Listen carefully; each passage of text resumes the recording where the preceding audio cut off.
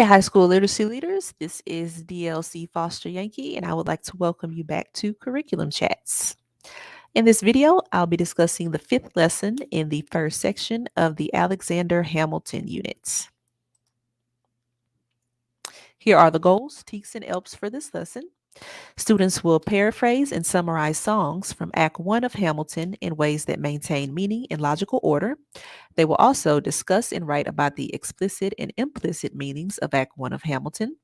Finally, students will analyze how Miranda develops complex yet believable characters through the historical and cultural settings and events depicted in Hamilton.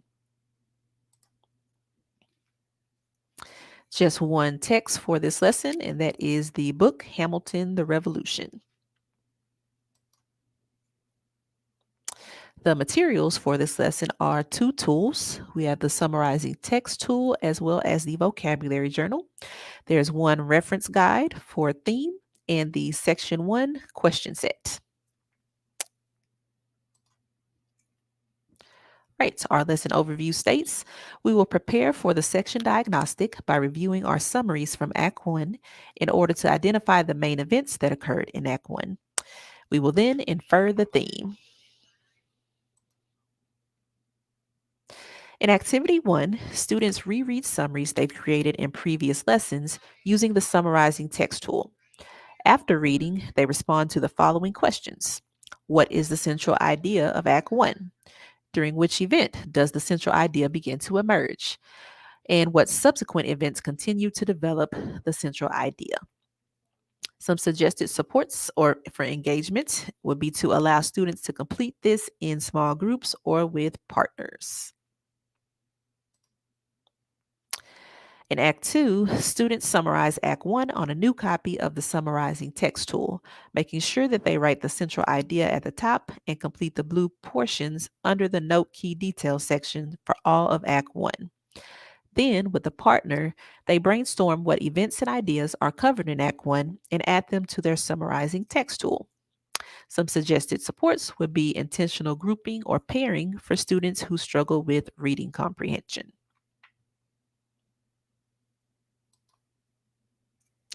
In Activity 3, students add the definition of objective to their vocabulary journals and discuss the question on the screen with a partner. The question being, what does it mean to objectively summarize a text or event?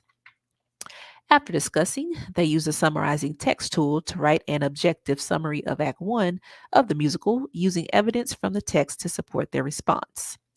Then they trade summaries with a partner, read their partner's summary, and make notes in the margin that address the questions on the right side of the screen.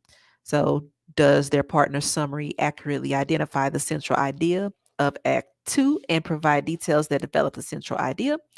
Does the summary present the details objectively, or does the summary include personal feelings and opinions? Finally, they give their partners one piece of advice to address one of those questions.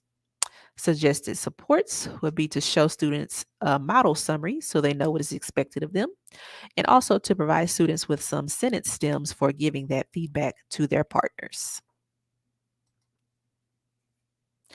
For the final activity in this lesson, the class reviews the events and ideas brainstormed for the message Miranda is trying to relay in Act 1. The theme is recorded in the revise or refine the central idea or theme section of the summarizing text tool.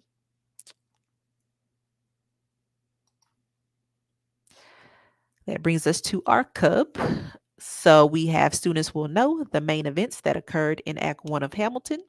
They will understand Miranda's purpose and message within Act 1 of Hamilton and be able to summarize the plot of Act 1 of Hamilton in writing using the summarizing text tool.